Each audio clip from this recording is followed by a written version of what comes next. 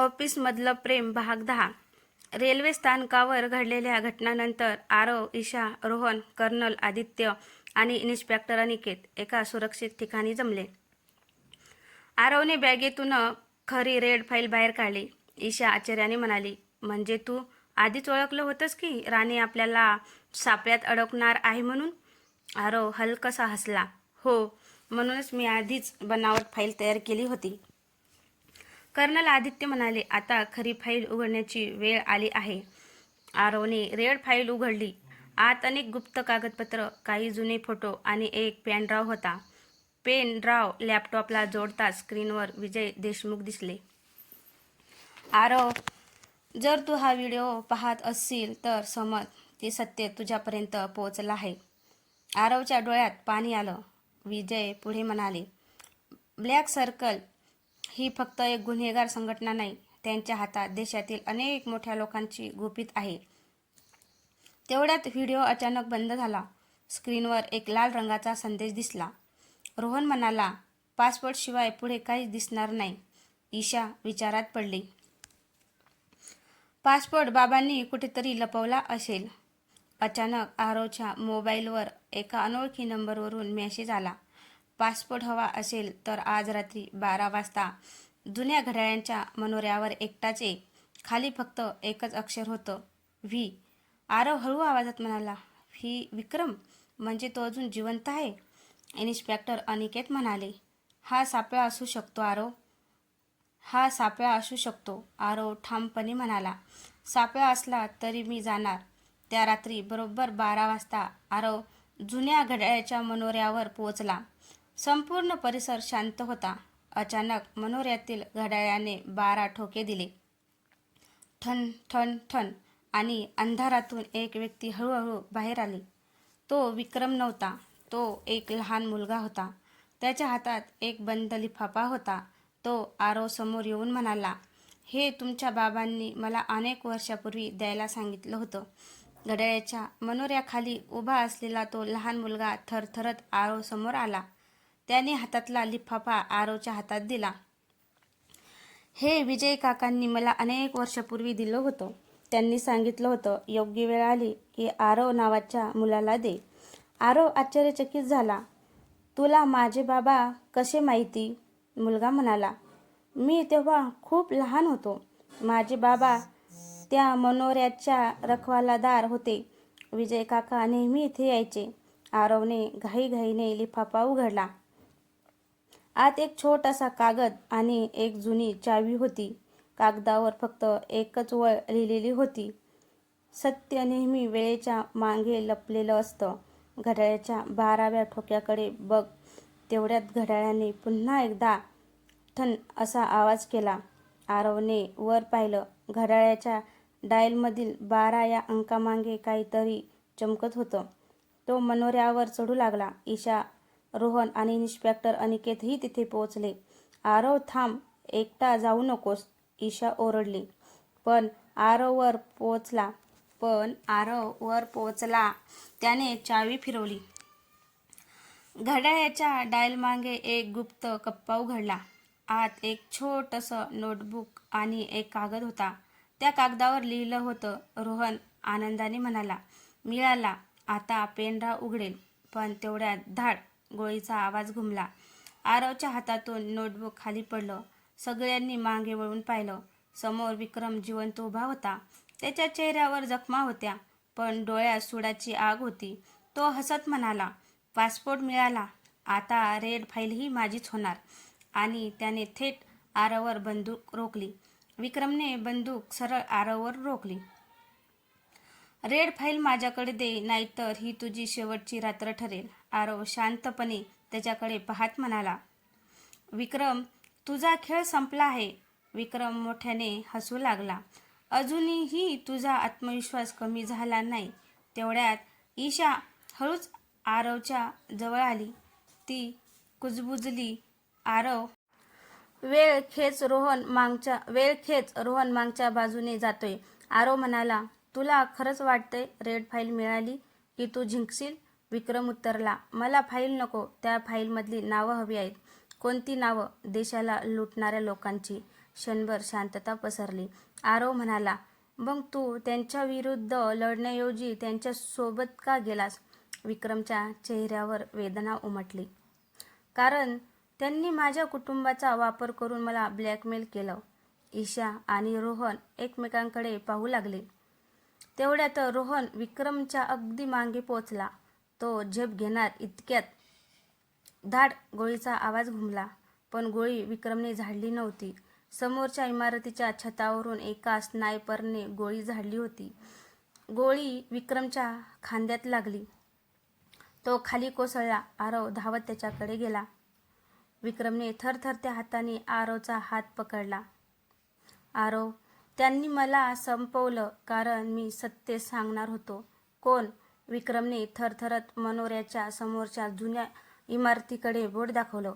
तिथे खरा सूत्रधार. इतक्यात छतावर उभ्या असलेल्या स्नायपरने पुन्हा एकदा बंदूक रोखली.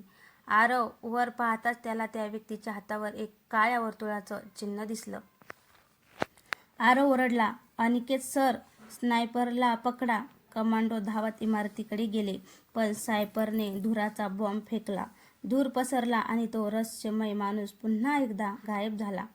धूर निवळल्यानंतर विक्रमच्या हातात एक छोटासा पेनड्राईव्ह दिसला. तो आरवच्या हातात देत हळू आवाजात म्हणाला, यात ब्लॅक सर्कलच्या प्रत्येक सदस्याची खरी ओळख आहे. पण विश्वास कोणावरही ठेवू नकोस. हे बोलून विक्रमने डोळे मिटले आणि त्याचा हात हळूहळू खाली सरकला. विक्रमचा हात हळूहळू खाली सरकला. त्याच्या हातातून पेनड्राईव्ह आरवच्या हातात आला. ईशाच्या डोळ्यात पाणी आलं. इतका द्वेष करणारा माणूस शेवटी सत्यासाठीच लढला. आरव शांतपणे म्हणाला, तो चुकीच्या वाटेवर गेला होता, पण शेवटी योग्य गोष्ट करून गेला. इन्स्पेक्टर अनिकेत म्हणाले, चला इथून निघूया. हे ठिकाण सुरक्षित नाहीये. काही वेळाने सगळे एका गुप्त नियंत्रण कक्षात पोहोचले. रोहनने पेनड्राईव्ह लॅपटॉपला जोडला. स्क्रीनवर अनेक फाईल दिसू लागल्या. पहिली फाईल उघडताच देशातील अनेक मोठ्या उद्योगपती, राजकारणी आणि ब्लॅक सर्कलच्या सदस्यांची यादी समोर आली. ईशा आश्चर्याने म्हणाली, इतके मोठे लोक? रोहन पुढची फाईल उघडणार इतक्यात स्क्रीन काळी झाली. मोठ्या लाल अक्षरात संदेश दिसला. त्याखालील काउंटडाऊन सुरू झाला. कर्नल आदित्य ओरडले, हा व्हायरस आहे. 30 सेकंदात सगळा डेटा नष्ट होईल. आरव घाईघाईने कीबोर्डवर टाईप करू लागला. पण काहीच उपयोग झाला नाही. तेवढ्यात ईशाला विजय देशमुखाची डायरी आठवली. आरव डायरीचं शेवटचं पान. आरवने डायरी उघडली. शेवटच्या पानावर एक कोड लिहिलेला होता. त्याने तो कोड टाकला. क्षणात काउंटडाऊन थांबला. स्क्रीन पुन्हा सुरू झाली. सगळ्यांनी सुटकेचा निश्वास सोडला. मात्र एक नवीन व्हिडिओ आपोआप सुरू झाला. त्यात अर्जुन राणे दिसत होते. ते हसत म्हणाले, आरव, जर तू हा व्हिडिओ पाहत असशील तर याचा अर्थ तू माझ्यापेक्षा एक पाऊल पुढे आलायस. पण लक्षात ठेव, ब्लॅक सर्कलचा खरा प्रमुख मी नाही. हे ऐकताच सगळे हादरले.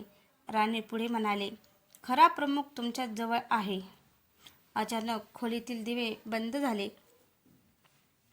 अंधारात कोणीतरी बंदूक कॉक केली. टक आणि एक परिचित आवाज घुमला. कोणीही हलू नका.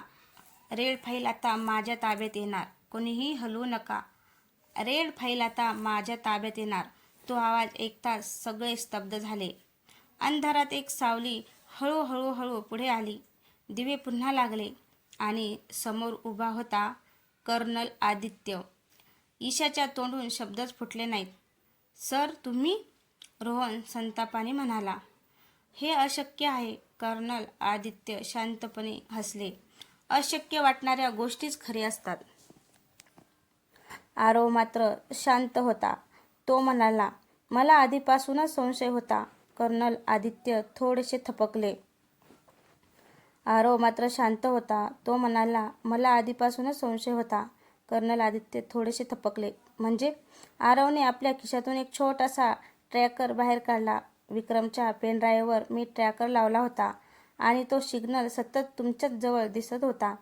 खोलीत शांतता पसरली. कर्नल आदित्य हसले. शाब्बास आरव, तू खूप हुशार निघालास. तेवढ्यात त्यांनी रिमोटचं बटन दाबलं. धाड! खोलीचे सर्व दरवाजे आपोआप बंद झाले. लोखंडी शटर खाली आले. ईशानं घाबरून आरवचा हात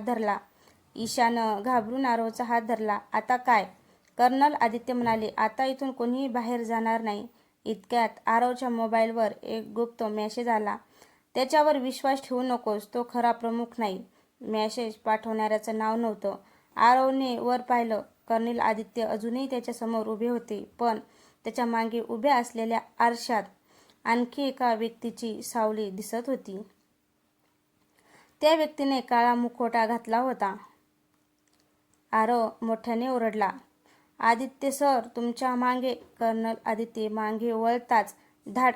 गोळीचा आवाज घुमला. गोळी कर्नल आदित्यच्या छातीत लागली. ते खाली कोसळले. मुखवटाधारी व्यक्ती पुढे आली. त्याने हळूहळू आपला मुखवटा काढला आणि तो चेहरा पाहताच आरव, ईशा, रोहन आणि इन्स्पेक्टर अनिकेत यांच्या तोंडून एकच शब्द बाहेर पडला. नाही, हे अशक्य आहे. मुखवटा खाली पडताच समोरचा चेहरा पाहून सगळे थरारले. रुद्र! आरवच्या तोंडून नकळत शब्द बाहेर पडले. रुद्र, जो अनेक वर्षापूर्वी एका अपघातात मेला असल्याचं सगळ्यांना वाटत होतं. रुद्र शांतपणे हसला. हो आरव, मी जिवंत आहे. ईशा अविश्वासाने म्हणाली. हे कसं शक्य आहे? रुद्र म्हणाला. त्या अपघातात माझा मृत्यू झाला नव्हता. माझी ओळख संपली होती.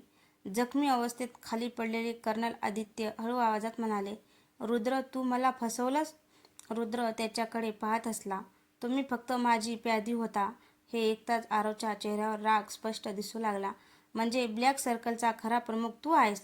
रुद्रने टाळ्या वाजवल्या. बरोबर, शेवटी सत्यापर्यंत पोहोचलास तुम्ही. इतक्यात त्याने एक बटन दाबलं. संपूर्ण नियंत्रण कक्ष हलू लागलं. बीप बीप बीप. रोहन घाबरून स्क्रीनकडे पाहू लागला. आरव, इथे बॉम्ब लावला आहे. स्क्रीनवर मोठ्या लाल अक्षरात दिसत होतं. 10 मिनिटांचा काउंटडाऊन सुरू झाला. ईशा म्हणाली. आपल्याला लगेच बाहेर पडावं लागेल. रुद्र हसत म्हणाला. बाहेर पडाल, पण रेड फाईल इथेच राहील. आरव ठाम आवाजात म्हणाला. फाईलही घेऊन जाऊ आणि तुलाही कायद्याच्या ताब्यात देऊ. रुद्रने बंदूक उचलली. मग आधी माझ्यापर्यंत येऊन दाखव. तेवढ्यात धाडकन गोळी झाडली गेली. पण यावेळी गोळी रुद्रवर झाडली होती. सगळ्यांनी मागे वळून पाहिले. गोळी झाडणारा दुसरा कोणी नसून कर्नल आदित्य होता. जखमी असूनही त्यांनी शेवटचं धैर्य एकवटलं होतं. रुद्रच्या हातातून बंदूक खाली पडली. पण त्या क्षणी काउंटडाऊनवर फक्त 1 मिनिट उरले होते. आरव रडला. सगळे रेड फाईल घ्या आणि बाहेरचा मार्ग शोधा. वेळ खूप कमी आहे. आणि त्याच वेळी नियंत्रण कक्षाच्या एका भिंतीतून एक गुप्त दरवाजा हळूहळू उघडू लागला. गुप्त दरवाजा हळूहळू उघडत होता. काउंटडाऊन सुरूच होतं. आरवने ईशाचा हात धरला. सगळे माझ्या मागे या. सर्वजण त्या अरुंद बोगद्यात शिरले. बोगद्यात पूर्ण अंधार होता. फक्त भिंतीवर लावलेली छोटे दिवे लुकलुकत होते. अचानक ईशाच्या पायाखालील फरशी सरकली. आरवने क्षणाचा विलंब न करता तिचा हात पकडला. रोहन आणि अनिकेत यांनी दोघांनाही वर ओढलं. ईशा घाबरून आरवला मिठी मारत म्हणाली. आज तू नसतास तर आरव हसत म्हणाला. मी आहे ना, तुला काही होऊ देणार नाही. तेवढ्यात बोगद्याच्या शेवटी एक मोठा लोखंडी दरवाजा दिसला. त्यावर डिजिटल लॉक होतं. स्क्रीनवर लिहिलं होतं. रोहन घाईघाईने म्हणाला. पासपोर्ट माहीत नाही तर आपण अडकलो. इतक्यात जखमी कर्नल आदित्य हळूहळू तिथे आले. त्यांच्या हातातून रक्त वाहत होतं. ते म्हणाले. कोड 1947 नाही आरव त्याच्याकडे धावत गेला. मग कोणता? कर्नल आदित्य थरथरत म्हणाले. कोड आहे 1508. हा विजय देशमुखाचा बॅच नंबर होता. आरवने लगेच कोड टाकला. बीप. दरवाजा उघडला. सगळ्यांच्या चेहऱ्यावर आनंद पसरला. पण ते बाहेर पडणार इतक्यात मागून रुद्रचा आवाज आला. आरव, एवढं सोपं नाही. सगळ्यांनी मागे वळून पाहिलं. रुद्र पुन्हा उभा होता. त्याच्या हातात रिमोट होतं. तो हसत म्हणाला, हा रिमोट दाबला की फक्त हा बंकर नाही, पूर्ण इमारत उडेल. आरव शांतपणे त्याच्याकडे चालू लागला. रुद्र, आज हा खेळ इथे संपवूया. रुद्रने रिमोटवरील बटनाकडे बोट नेलं आणि त्या क्षणी ईशाने जमिनीवर पडलेली लोखंडी साखळी उचलून रुद्रच्या हातावर जोरात फेकली. रिमोट हवेत उडाला, पण तो नेमका कोणाच्या हातात पडणार? रिमोट हवेत उडालं, पण ते रिमोट नेमकं कोणाच्या हातात पडणार? आरवच्या की पुन्हा रुद्रच्या?